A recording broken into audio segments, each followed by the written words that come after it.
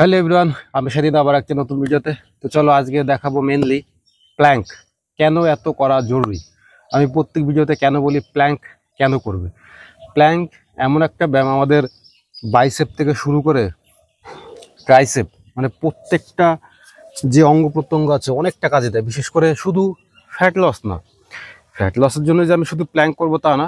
এরকম দেখো আমার মতন এরকম স্লিম পেট রাখতে গেলে বা ফ্যাট লস করতে গেলে, পুরো বডি স্ট্রাকচারকে একটু মজবুত বানাতে গেলে, শক্ত করতে গেলে, যেটা বলতে পারো। তো এই প্ল্যাঙ্কটা করা অত্যন্ত গুরুত্বপূর্ণ।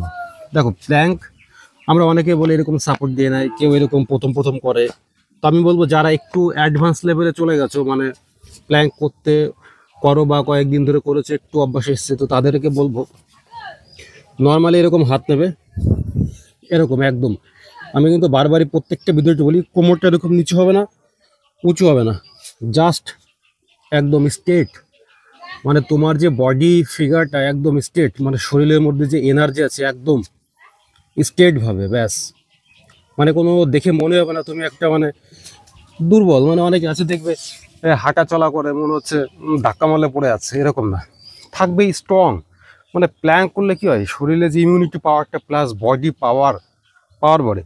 এই দেখো এই যে প্ল্যাঙ্ক করছিলাম তার আগে এই যে ট্রাইসেপের যে ব্যায়ামটা, ট্রাইসেপটা কেন আমরা ব্যায়াম করি, এই যে ট্রাইসেপের উপর এক্সারসাইজ করা, বাইসেপের উপরে ব্যায়াম করা, প্রত্যেকটা শেষে গিয়ে আমাদের যে বডি স্ট্রাকচারের উপর ডিপেন্ড করে।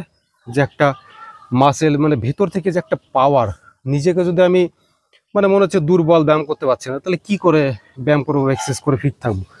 তো নর্মালি তোমরা ব্যায়াম করো, দেখো করতে গেলে অনেকটা মানে রেজাল্ট পাবে। বিশেষ করে প্ল্যাঙ্ক বলবো প্রত্যেক দিন করতে।